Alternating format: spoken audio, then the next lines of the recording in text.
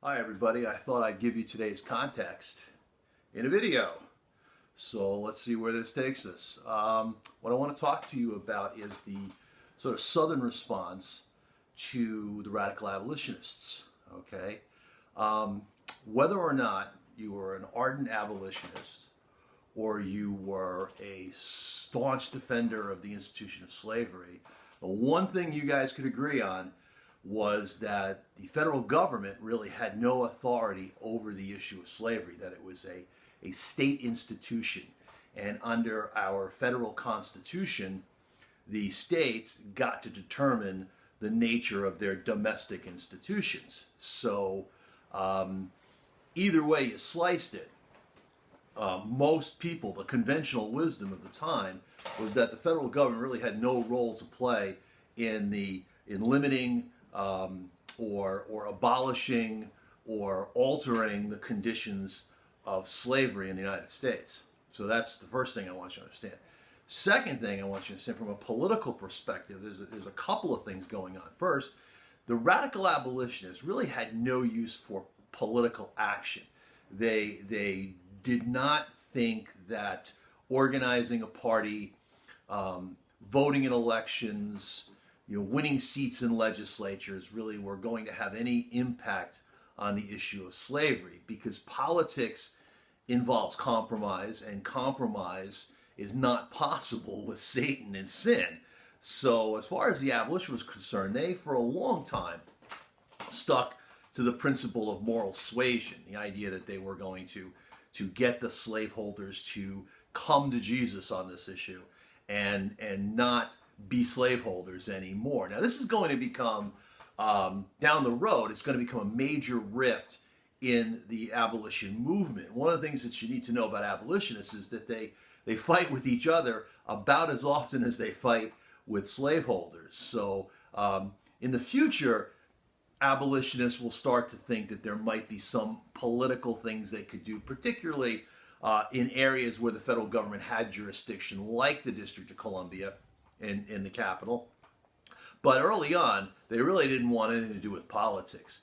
As far as about everybody else, they recognized that this was a divisive and destructive issue that could tear the country apart and prevent any other positive actions being taken that needed to be taken in the halls of Congress. So in 1836, a representative of South Carolina introduced a resolution to establish what came to be known as the gag rule.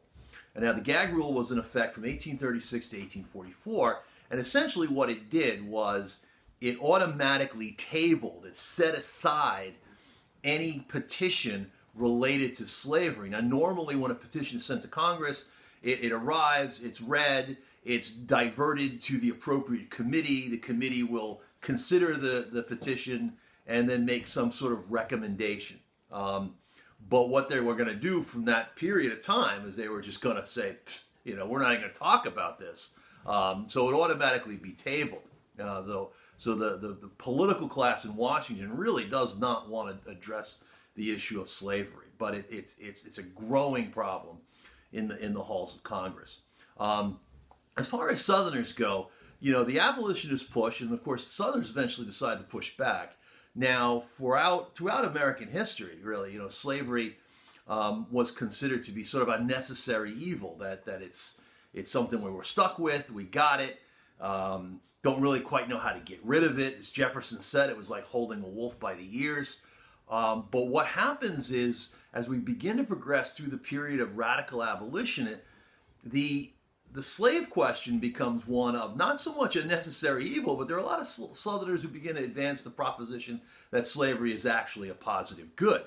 That they'll make arguments like, for example, slavery is sanctioned in the Bible, and who are we to get rid of an institution that is acceptable to God? That's one argument they'll make. They'll make the argument that the great ancient civilizations like Rome could not have risen to the heights of splendor without the institution of slavery. I mean, Rome was probably the greatest slave society in the history of the world. Very dependent upon it. They'll make the argument that that slaves are better off in a civilized Southern context than they would ever possibly be in their own native homeland without civilization. They'll make that argument. And finally, they'll say something to the effect that slavery is a far superior institution to the realities of factory work. They will make comparisons between what they call the wage slaves of New England, who are engaged in these incredibly unhealthy factories and mills, working ungodly hours for minimal pay in hazardous conditions. And they will point out that there's no boom and bust cycle on the plantation, that slaves do not have to face unemployment and homelessness, which is a very common reality for Northerners, and that in old age, slaves are taken care of and are able to stay with their families and stay in their homes, whereas in the North, very often people who were unable to work were just simply discarded. The Southerners are beginning to push back really hard on the idea that slavery is fundamentally wrong and ought to be eliminated.